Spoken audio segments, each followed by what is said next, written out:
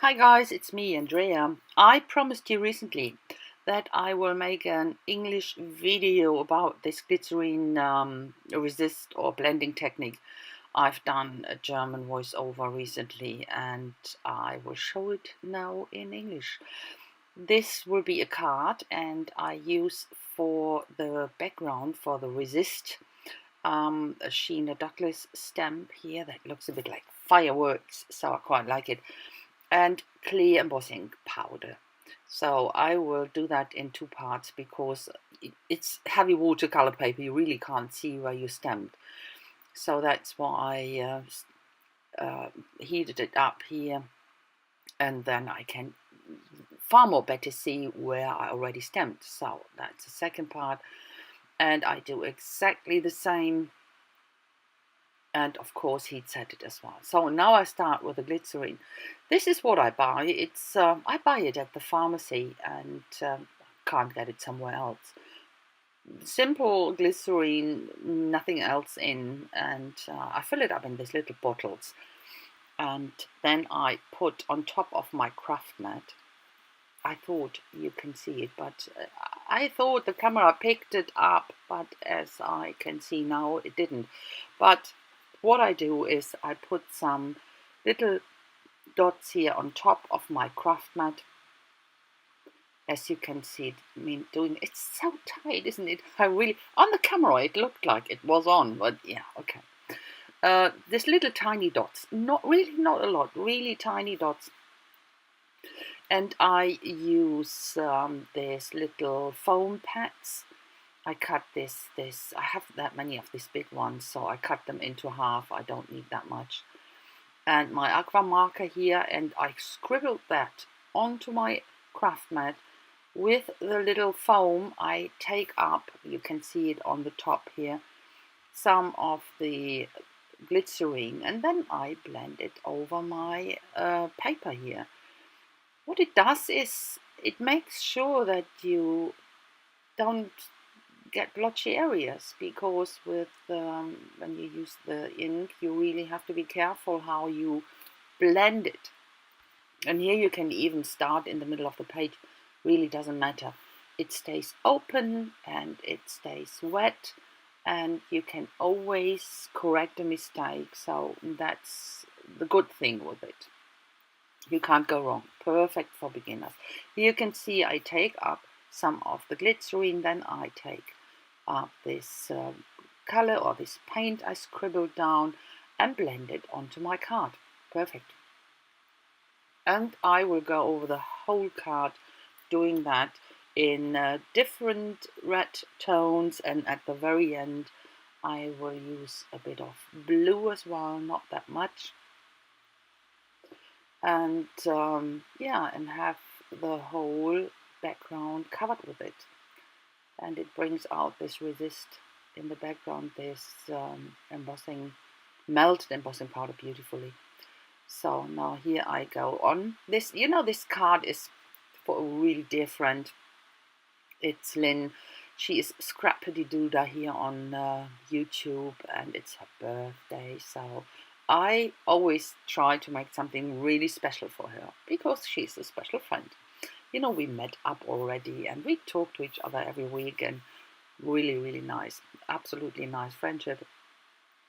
So that she deserves something really nice, and she's a fellow crafter, so she knows what it means, and it's really nice to create for her.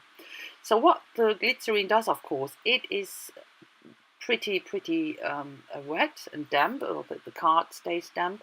That's what I do. In between I dry it, that it's not getting oversaturated, but that's all. So as I said before, I use here some blue tones and go into the card, but only a very little hint. So this is a close-up from the background. It's absolutely easy peasy, lemon squeezy. You really can't go wrong with this technique. No blotches and stains.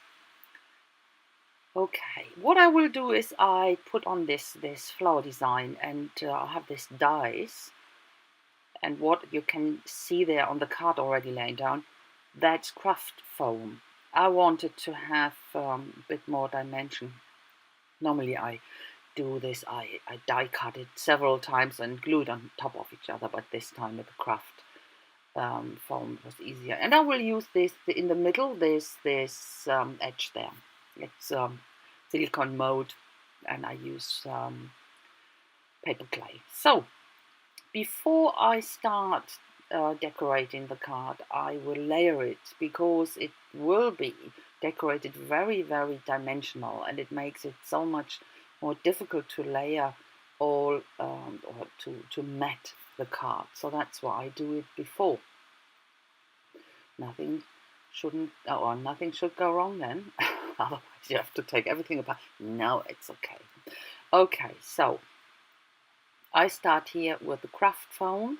I assemble it here. That's the first time I assemble it to find out how I want it. That's a craft foam, and I decided against this little dots in the middle. So that's the die cut from watercolor paper as well. It was important for me to have watercolor paper on the flowers, because I want to go on with the markers. And these are these faces I got. I haven't got this mold. I'm desperate to get them. I really have to look where I get them. I got them from Josie Gitto. So many things about that, or for that, Josie, absolutely fantastic. And I used them here on the flowers, and I think it's absolutely beautiful. You will see it at the end when it's finished.